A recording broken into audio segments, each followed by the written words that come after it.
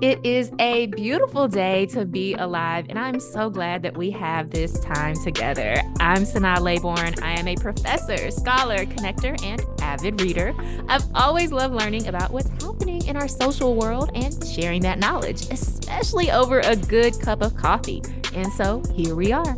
Each week on Let's Grab Coffee, I catch up with experts from across the country who are investigating our most pressing social issues and common curiosities. Over the next hour, you'll learn about their inspirations, motivations, and of course, what they know about the world around us. Go ahead and grab that cup of coffee and get ready for an engaging and insightful conversation. Since Dr. Kildare first captured TV audiences in 1961, medical dramas have remained one of the most popular TV genres. For me, it was Shonda Rhimes' Grey's Anatomy that completely captured my attention and my imagination. Whether for better or worse, it's shows like these that often shape how we view medicine and understand various illness.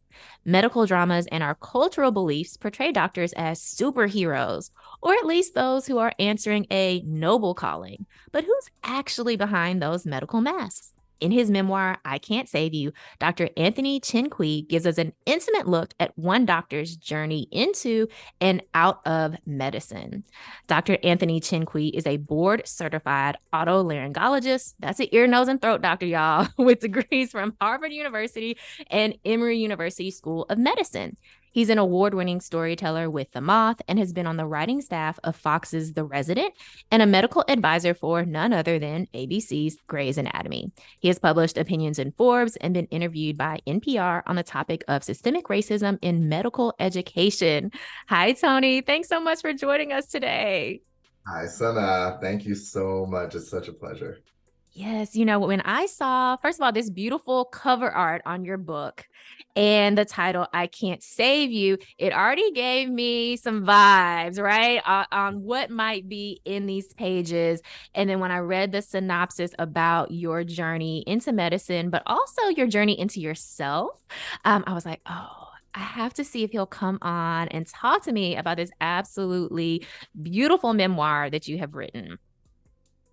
Well, thank you so much for just picking it up. That's so great. And I'm so happy to be here. I'm so excited to talk about any and all parts of it. I mean, it's so weird getting into interviews and whoever I'm talking to already knows most of the intimate details of my life. So yeah, I'm happy to get into it because my life is an open book, clearly, because you've read it. Yes, it is a little bit unfair because as a reader, I know a lot of intimate details about your life, but very little about mine. So it's a little bit unfair, but hopefully throughout this conversation, we'll get to know each other a little bit better. The listeners will get to know a little bit about, I guess, both of us better, and then pick up the book to find out even more of the juicy details because we don't want to give too much of the book away. But of course, I want to talk about some of the bigger themes in the book. And I have to say, I love the book. I actually had I don't want to say a love-hate relationship with the book, but I thought you did such an excellent job of really eliciting a lot of emotions in the reader and me as a reader. So there are times in the book where I was like, "Oh, who is this guy? What's his deal?" But then also throughout the book, really empathizing with you and learning more, not just about the field of medicine, but also, of course, your own experience. And so I'm always just so in awe of writers when they're able to take me on that emotional journey where I'm having those reactions of like, oh, I can't believe this. I can't believe this guy. Yeah. No, that is, I mean, that sort of love-hate relationship, that makes me so happy to hear, honestly, because it was very intentional that I, as the author, took you on that sort of journey because I wanted to write the story, which is, at the end of the day, it's a story about growing up. It's a story, it's a coming of age story. It's just the coming of age segment takes place, during these times when I'm training in medicine and I'm supposed to be of age already because of what I'm asked to do every day. Mhm. But that's the reality for a lot of us in training. It's that a lot of us are emotionally, we're still very much adolescents. Mm-hmm. and we have all this responsibility put on us, and it's anything that we haven't taken the time to navigate or deal with, any defenses we had against letting those things out get stripped away because of how Mm-hmm. much we're working, how little we're sleeping, whatever we're doing to kind of make it through each day. And so I really wanted to put the reader in the shoes of someone watching someone grow up. Mm-hmm. And I really, from the time I thought about how to put this book together, I was like, all right, well, I need to write this as if I'm in the mindset of myself, 10, 15 years ago. And that wasn't too hard, but I was just, I had to come to terms with the fact that, hey, the readers may not like me for large portions of this book, but hopefully I've given them enough to want to see if I get better, you know? Mm-hmm. So I'm so glad that it was effective in that way for you, because yeah, it was really important to me to bring the reader along for that sort of ride. Mm-hmm. And I was definitely along for the ride, and there are many twists and turns along the way, and it is a very entertaining read as well. But yes, there were points, and to your credit as a writer, right? There are points where I was like, I cannot believe that he did this or said this. And but it did bring me along that journey, right? To watching you develop as a person, and thinking through, the type of man you want to be, the type of a father, husband, etc. And so I thought it was such a beautiful journey to be along. But let's talk a little bit about the meat of this book, or what it hinges on, which is that journey through medical school and through your training. I'm wondering if you could just tell us a little bit about that process, just for folks who may not be familiar, so we kind of get a setting of what was happening in your life at that time. So this is the short version of how do you become a doctor, right? So basically, after you go to college, where you presumably take pre-med classes, those are like physics, chemistry, all that stuff everyone, usually wants to forget about. Then you take a test to help you apply into medical school. And medical school is usually 4 years. Some people take a little longer if they want to do research during that time, but 4 years is the usual amount of time. And then after medical school is when you start training in the part or discipline within medicine that you ultimately want to be a doctor in. So in medical school, it's all very general, and then you apply to be a plastic surgeon, a cardiologist, emergency room doctor, those sorts of disciplines within medicine. And that time after medical school, the training portion is called residency. And that can range anywhere from 3 years to upwards of 10, depending on what you choose to do and how long you want to train. For me, it was 5, because I was a otolaryngologist, an ear, nose, and throat surgeon, and most surgery residencies are 5 years-ish. Mhm. So yeah, after that, you're what's known as an attending doctor if you stay in the academic hospitals, or just you're a grown doctor who can practice. You can make some money, Mhm. presumably, and you can work without supervision after that. So the whole journey itself, takes a very, very long time. Ooh, and during this time, you're not only learning, of course, the skills that you need to know to be a doctor, whatever your specialty area is, but you're also learning what this field demands of you.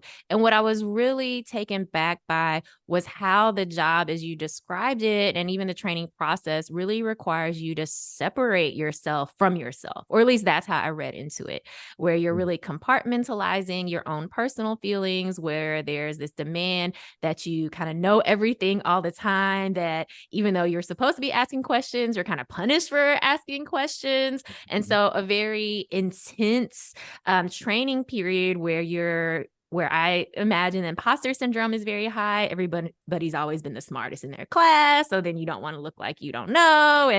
And just all of these pressures compounding, but yet at the same time making, life or death decisions every day, all day. Yeah.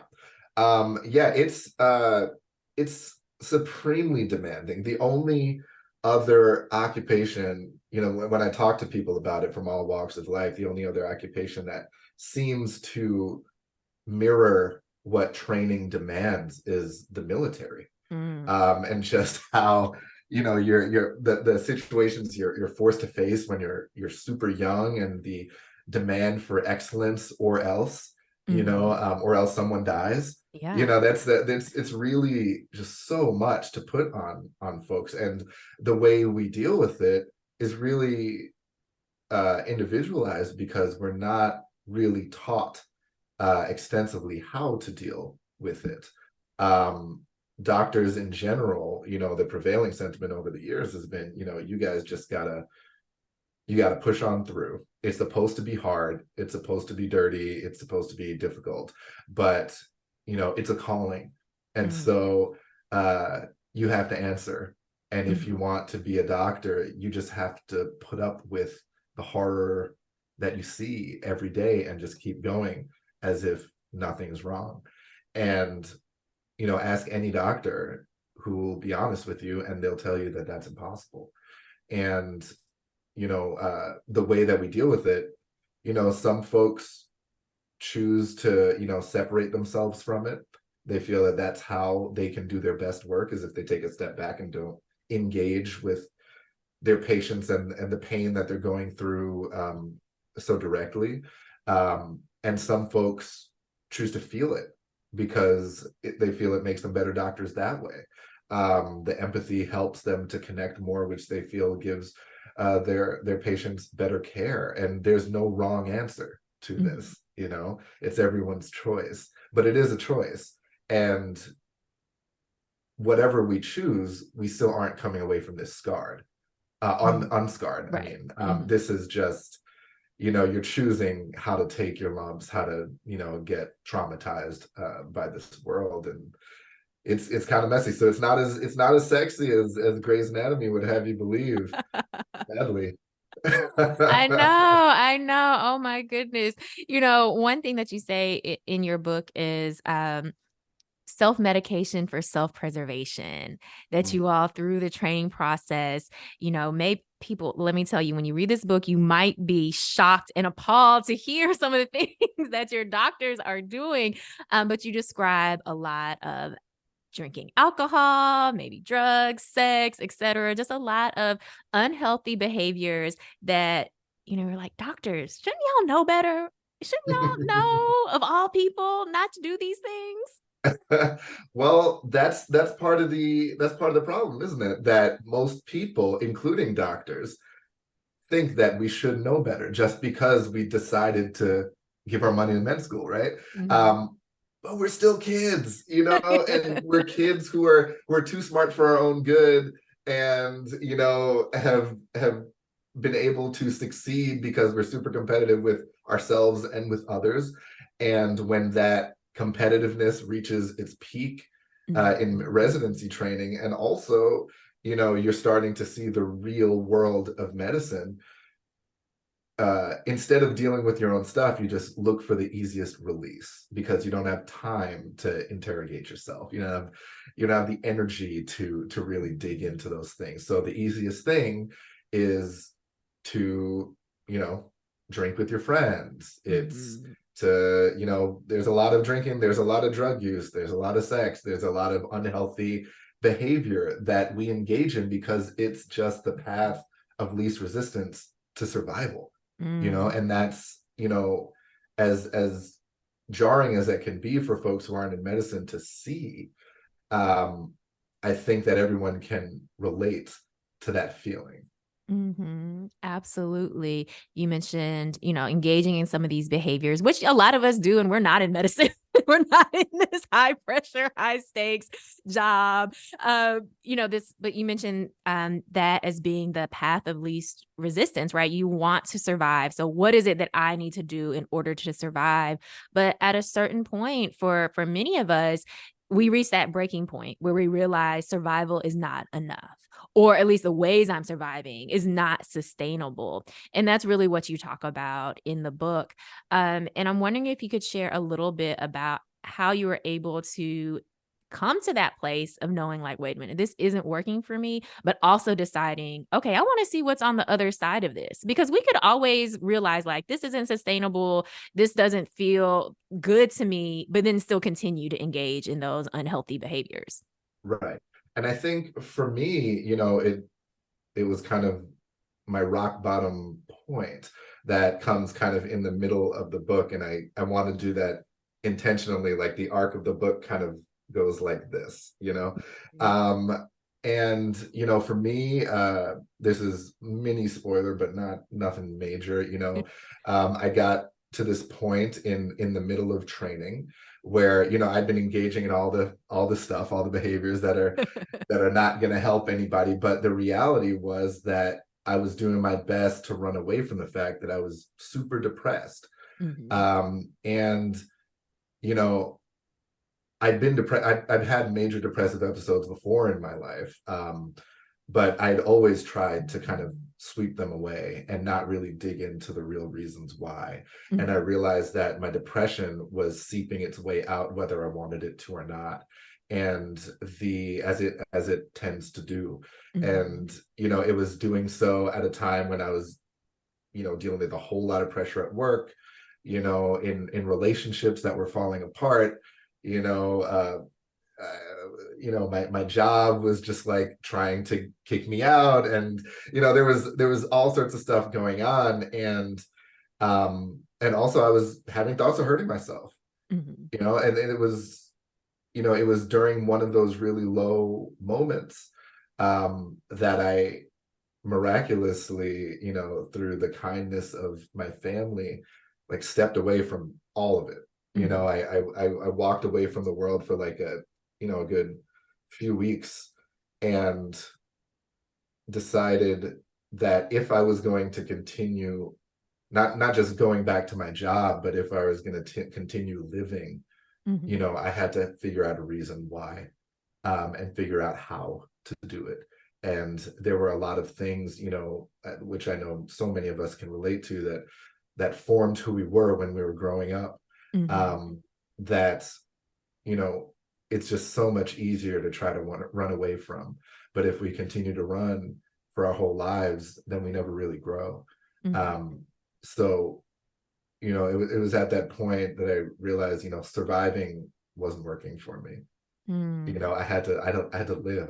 I couldn't just survive anymore. And that required a lot of work on my part. Yeah. That's so powerful. That knowing of I can't just survive. Like I want to live. I want to do more than just simply kind of scrape by and try to, numb myself from these different thoughts or feelings that might be arising. We'll be right back after a short break. You're listening to Let's Grab Coffee on WYXR 91.7 FM. You're tuned in to WYXR 91.7 FM. This is Let's Grab Coffee. I'm Sana, and I'm here with Dr. Anthony Chin-Quee. We're talking about his memoir, I Can't Save You. For me, as I read your book, there are so many different themes throughout the book, but that one theme, very big piece about depression, about mental health, but also about, support as well, I think is so key and really opening up, I think, a lot of conversations that I see happening maybe more frequently now or openly now around depression, particularly depression for folks of color, for men. And so that's something else that I really appreciate about this book because you give us a very intimate and realistic view of what depression actually can feel like versus what we might see on the outside, but what the person who's experiencing it is actually thinking and feeling. And I think that's very unique and also very important for people to understand like what depression is. Yeah, and I think that was something that was really important to me as I wrote it, was that as a culture, we have very little idea of what depression actually is, kind of in a day-to-day Mhm. sense. There are millions of people who think it just means, someone's down in the dumps. Mhm. They're just sad all the time. Um, the reality is what depression looks like can vary wildly, and can often look like the president, not the president, that the person is having the time of their life. Mm-hmm. That they're doing great, that they're succeeding, immensely, and they're the life of the party, and they're just all this sort of stuff. Mm-hmm. But that's how sneaky it is. And I wanted to show, at least my experience going through it, because I think there might be other folks out there that can relate to the different levels of depression. It's not just that kind of comatose sort of I can't get out of the bed thing. That's really the end game of what depression feels like, the lead up, and where we can really have an impact on our lives and other people's lives. That's the important part. And there's so many, yellow lights along the way, that if we knew to look for them, Mm-hmm. we might be able to, treat ourselves a little bit better, and save ourselves from the really dark places. So yeah, that wasn't something that I'd seen that much in print, let alone from medical literature, because that's not how doctors write their books.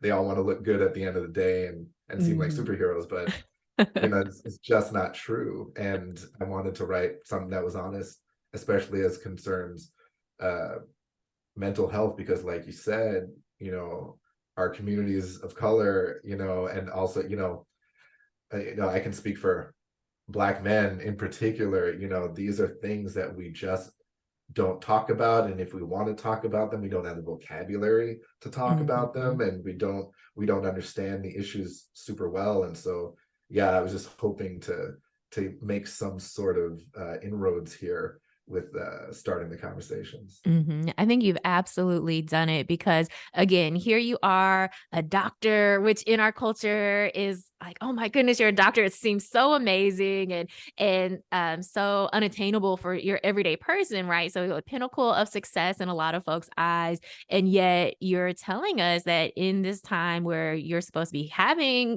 being seen as this, amazing doctor, right?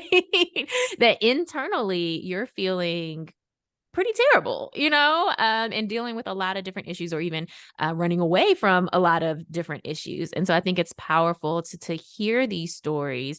One thing on this show is I often have therapists on the show, people who are talking about mental health, because it's so important to me personally, as someone who, never thought that I'd go to therapy, had a lot of negative misconceptions about what it meant to ask for help, right? And not wanting to be perceived as weak, and a belief that, oh, I should be able to figure it out, right? We're smart people. We should be able to think our way out of this, or figure it out for ourselves.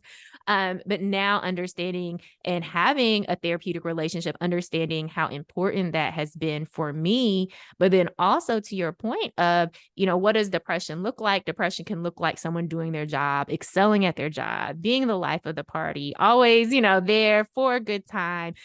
It can look like somebody showing up every day and offering motivational inspiration. Me. It can look like, it can look like that. And so I'm just way more vocal about even the things that I'm experiencing, being more vocal about periods of depression that I've experienced where people would have never, ever guessed. And that's the point, right? Like, you're not supposed to. We can be very good at hiding it, but then there's also a certain point where we need to get professional help. And so that's something else that I really appreciated about your book. It wasn't a story of like, oh, and then I prayed my way out of it, or, oh, and then the power of positive thinking. It was, no, I went and found professional help. Maybe I did pray, but then I also went to the doctor. Yeah, exactly. And the thing is, like, I could not have written this book in the way that I wanted to, in the way that it ended up, without my therapist. Mhm. There was so much that I thought I had dealt with when I started writing the book. I started writing this like 7 years ago. But there's so much that I thought I navigated. And, I started writing, and then, looking back on the early stuff I wrote, like, it was just still just dripping with just so much anger, and so Mhm. much, self-loathing, and all this sort of stuff, that I couldn't see before I really did more work, on myself. And, the conclusions I'm able to draw are the ways I'm able to analyze myself as the story goes on. you know um it's stuff I learned well after the fact. And Mm-hmm. even though I made the right turns eventually during that time, you know, being able to understand it and talk about it in a way that I could share with other people was something I could only do after going to a good therapist for several years afterwards. Mm-hmm, absolutely. I'm just so glad that that you included that and we're very honest about that, in the book. Um, so opening up those discussions, I think, about depression, also about seeking professional help, which I know can often be taboo in our communities as well. So I see you as opening up a lot of these different conversations that I think are really important for all of us to heal individually, but also collectively. Another big theme in your book is, or as I see it, as breaking some generational curses. Mm. You talk a lot about, in particular, your father, your relationship or lack thereof with your father. And I thought that was a really important piece around both breaking these generational curses, kind of just in general, but then also very, very directly about ideas of masculinity as well. Yeah, yeah. And thank you for tuning in to that bit, because that's something that I felt like, and I'm still navigating right now, is when you start digging into, who you are, what your beliefs are, what you hold dear, what your fears are, it comes back to who brought you up, Mm-hmm. where you learned it from, where you didn't learn certain things from.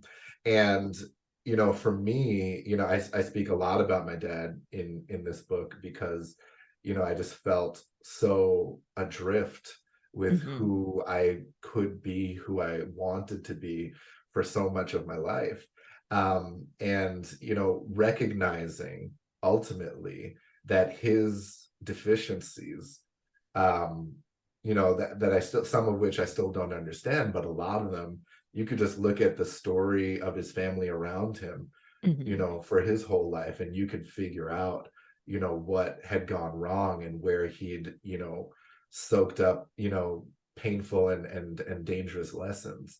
Mm-hmm. And, seeing that and then looking at my own life and realizing how in certain ways I soaked up those same lessons from him, even though I thought I was smart enough to fight against it, you Mm-hmm. know, um, was really important. And then we talk about, breaking generational curses. And what I've learned is that that road, to breaking these generational curses is actually really lonely. And Mm, that's the scary part yeah. of doing that, because it means, setting really important boundaries for yourself with some of the people that are closest to you, and saying no to some of the people that are closest to you. You have to kind of, once you realize what you want and how, you know these generational behaviors and ideas, have been holding you back from that, Mhm. um, rejecting those ideas. If your family members aren't prepared to see it as you see it, rejecting those ideas means separating yourself from some folks who are really close to you. And I know that in our community, especially like communities of color, immigrant community, all that sort of stuff, that is particularly difficult. Mhm. And some might even say impossible, to do, because you're taught to you owe so much to your Yeah. family. You owe your success, your life, to your parents, to your siblings, to your aunts and uncles, grandparents, all that sort of stuff. And so whatever, uh, stuff they pass on to you inadvertently, you know, that can't trump your love and need to Mm. keep that family around and keep them proud of you. And I think that's, I think it's unfortunately a really limiting way of thinking about your life. And if you Mhm. really want to break these chains, you have to be willing to face the world maybe a little bit lonelier, which is really. Mm. Yeah, I mean, whoo, you said so much.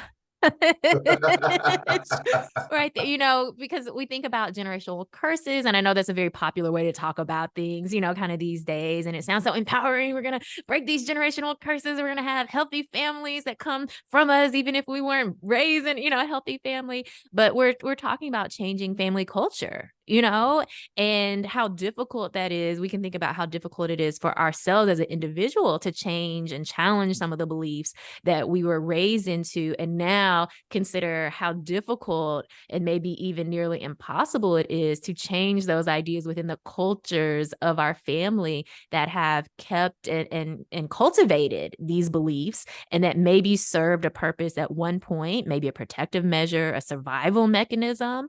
But right now, our generation, I feel like we're like, oh, we want to do better, and everybody's got to come along with us. Yeah, and it's so hard. That's you hit it right on the head. Like a lot of these behaviors were for survival, Mhm. because we're often, well, it's not often, we are kind of in a world that wasn't built for us, like Mhm. tells us we're not good enough, just by nature of what we look like when we're born, and so in order to survive that, all sorts of stuff psychologically that we have to do to ourselves and for our family. Mhm.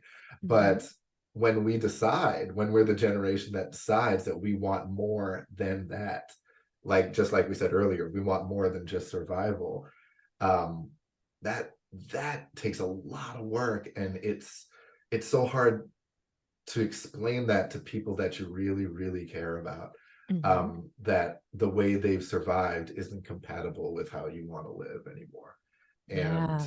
that is, yeah, believe me, it's not just my dad. I have those conversations. Yeah, I don't even have those conversations with him because pick up the phone. But it's a lot of people in my family, especially since the books come out, Mhm. and these are really important conversations that we should be having with our families. Yeah. I'm thinking about the sacrifices again that we make and that we are willing to make, right, to get out of that survival mode. But we can't force other people into making those sacrifices. And like you said, trying to convince somebody that the way that they have lived and survived, that there's another way, that can be very scary to give up what even if what maybe isn't healthy or enjoyable. But still that familiarity and comfort is very difficult to let go of. You mentioned kind of, or what I heard as you were talking was, questioning what's normal, right? Questioning what we have come to accept. And in the book, you talk a lot about questioning those norms, particularly as it comes to the world that we live in, a white dominated world, thinking about medicine, a very white dominated field, and also questioning those norms as well. And that was another key theme, throughout your book, is saying, wait a minute, these spaces, they weren't made for me. They're very actively hostile to me as well. And I want to know how I can change it. Right. And so you do talk a little bit about being very intentional when you were still in medicine on how can I change some of the ways that I'm interacting with my peers or even my subordinates as well. Mhm. Yeah, and I think that, my me struggling with kind of my identity, as far as, just being Black, and, you know, um, my identity as relates to, acts of, you know, racism that are, were foisted upon me at various times in my life.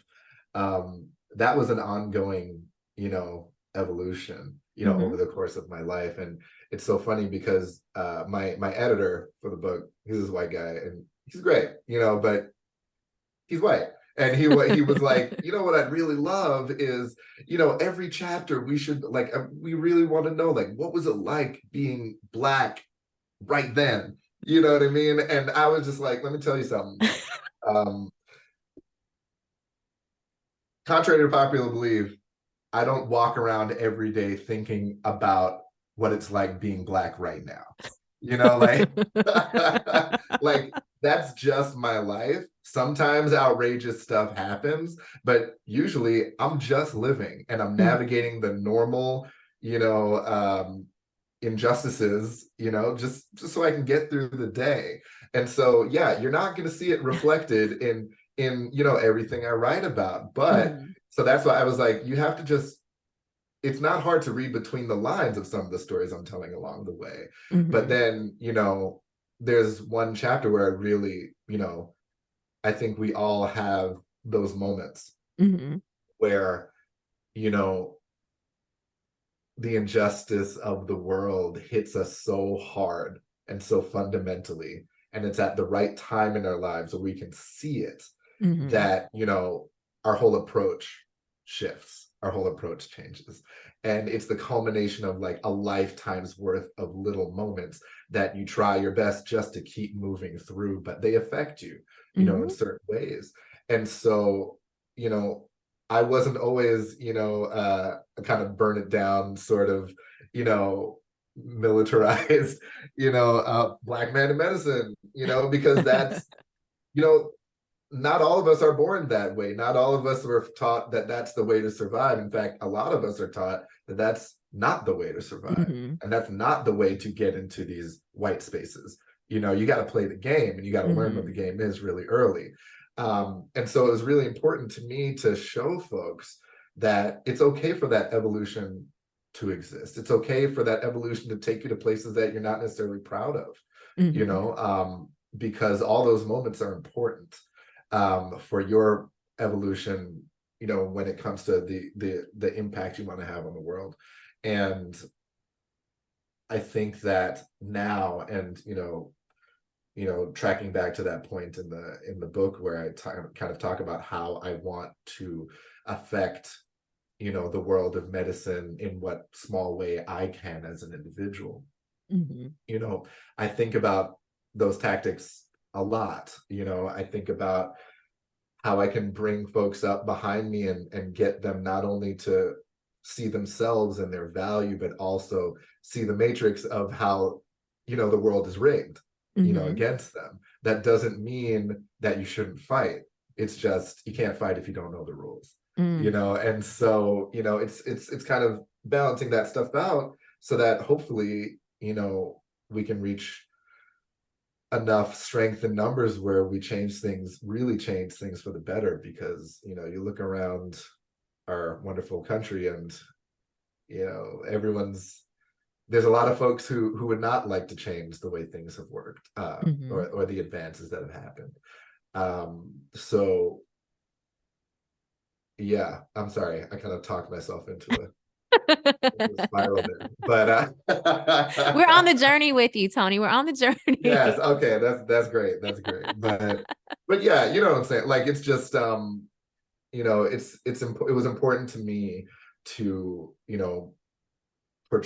to illustrate my journey, through that part of my identity as Mm-hmm. honestly as possible, so that we're not all born, even Malcolm X wasn't born Malcolm X. Like, that's the whole Right. thing.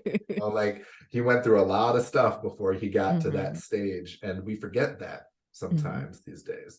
And it's important to remember and to give ourselves the grace to grow in that direction as well. Mm-hmm. Yes. I mean, throughout the book, you give us, so many places to latch onto or for me, I should say, as a reader and thinking through my own identity, right? Because at the core, it is a book, as you said, like a coming of age story. So really wrestling with your place in the world, whether that is as a man, as a Black man, as a doctor, in this industry, or as a member of this society, right? And so even for me, as I was reading it, I was thinking through my own journey, right, into becoming, into being aware of, who I am, how the world perceives me, but also what type of impact I want to make in the world to hopefully make it, better within my sphere of influence and the way that I can make positive change. So I think for readers, there are a lot of places to latch onto and make those applications into your own life as well, to understand, okay, who am I? Who do I want to be? And what are the masks that maybe I've been wearing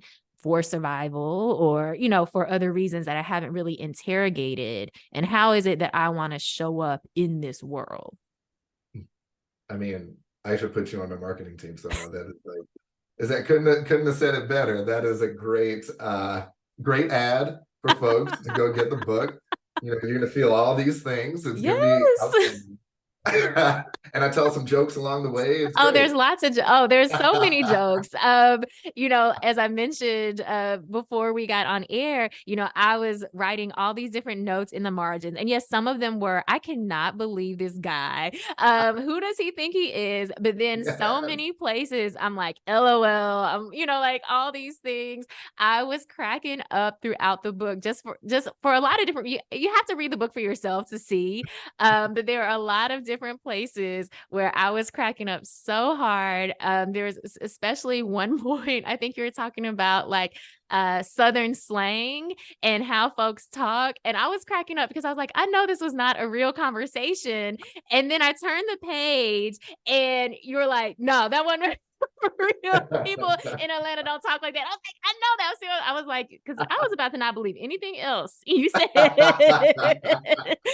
that book. But yeah, so all that to say, it's not all just these deep self-revelations. It is a lot of humor and a lot of places where I was like, I cannot believe this just happened in this book. Let's take a quick break. You're listening to Let's Grab Coffee on WYXR 91.7 FM. You're tuned in to WYXR 91.7 FM. This is Let's Grab Coffee. I'm Sana, and I'm chatting with Dr. Anthony Chin-Quee. We're talking about his book, I Can't Save You. In several places, I actually had to remind myself, like, is this a memoir or is this fiction? And again, I think that speaks to your writing and to the ways that you're able to craft a narrative where I was just so into the story and you made it so vivid that I was like, wait a minute, this can't be real life.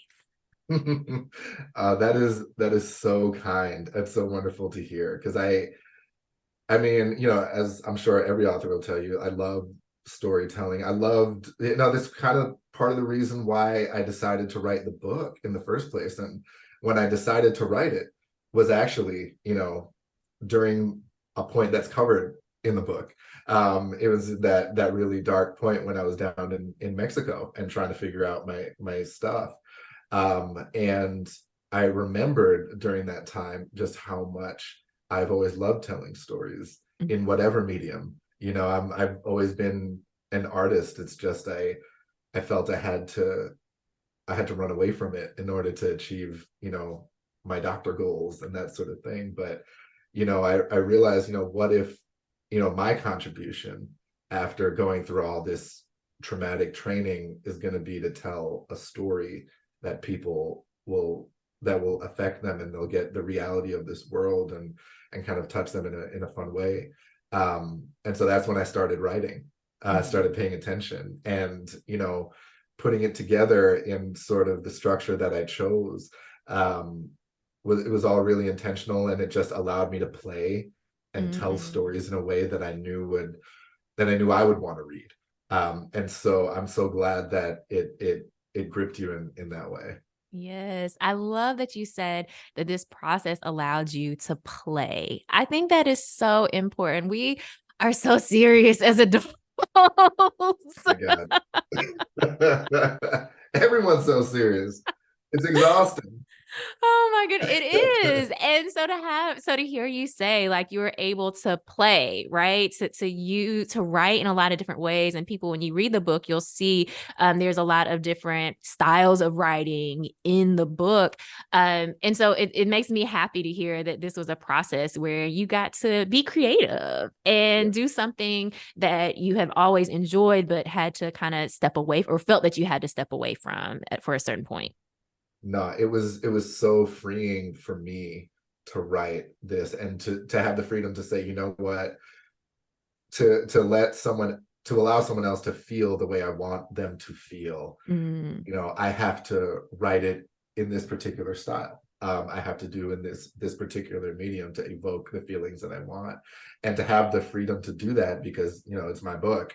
It was it was just wonderful. I mean, I had to fight for a lot of them. But I was just like, you know what? I trust that I've garnered enough goodwill with whoever picks up this book that they will come along for this ride if I decide to take some chances, with how I tell the story narratively. Mhm. So I think it keeps it interesting. I think it makes it fun. I think it shows even more of my personality and how I view the world and how I like to tell stories. So I'm glad that you enjoy that. Yeah. Well, speaking of play and creativity, what are you doing these days that's helping you continue to be able to play and use your creativity? Mhm. So I am so the spoiler alert, which you can find on the internet, is I'm no longer practicing as a doctor. I decided to Mhm. leave the profession, and now I'm a television writer, Mhm. and entering into that world with all the uncertainty that comes along with it. Like, it's not a guarantee of success the way going through the medical you know assembly line is, but um I'm able to tell these stories in ways that just make me so happy and are Mhm. so fun. And so, of course, right now the writers are on strike, Mhm. and I'm in full support of this strike. I think my experiences being exploited as a medical trainee put me in a Mhm. very specific frame of mind to be very happy to be part of a union. Mhm. But when we get the deal that we deserve, it's back to work. And even now that we're on strike, I've been doing a lot of writing on my own, Mhm. and trying to find new types of stories I want to tell, which has just been super fun. And the other thing that injects fun and play is that I have a 2-year-old daughter, um, and she's ridiculous and very fun. And just I've found, entering into parenthood, anyone goes, who decides to read the book, they'll know that entering into parenthood, for me at least, was something that I feared for a really long time, for a Mhm. lot of different reasons. And, the process of, bringing another life into this world and caring for her, has been not without a whole lot of challenges, most of them in my head, Mm. based on how where I came from and grew up. But what I've been able to settle into is the fact that not only do I love watching her learn who she's going to be and seeing that little personality emerge, but you know seeing that emerge requires me to play, just to Mm. do kids stuff, and to find joy in just, like, the fun stuff that she notices and the ways that she wants to play and learn about the world. And that has been such a release and so refreshing and so good for my mental health, Mm. that yeah, most of the time it's just grunt work taking care of this kid who seems intent on, like, killing themselves in every way possible until they know better. But aside from the work part, the play part has been so wonderful and instrumental in my frame of mind these days. Excellent. I love to hear that. Yes, we all need way more play in our lives and to foster that creativity. I think your book gives us the opportunity to ask ourselves, what is it that brought us a lot of joy, maybe at earlier points in our life, and how can I incorporate that back into my life? Maybe it's not, quitting our jobs and, and starting a new career, or maybe it is. But I think your book gives us the permission to at least start to ask those questions. Yeah, and I think, yeah, that's exactly right. Just think back. Think back to what you used to love, because Mhm. odds are you still do. And you can find some way to incorporate it into your life in some capacity, and only good things can come of that, I feel. I love it. Only good things can come of that. Well, Tony, thank you so much for being here with us today. I've had such a pleasure chatting with you. Thank you so much, Sana. This is just it's been so much fun. Thank you again to Dr. Anthony Chin-Quee. His book is I Can't Save You. Whoo, strong words from a doctor.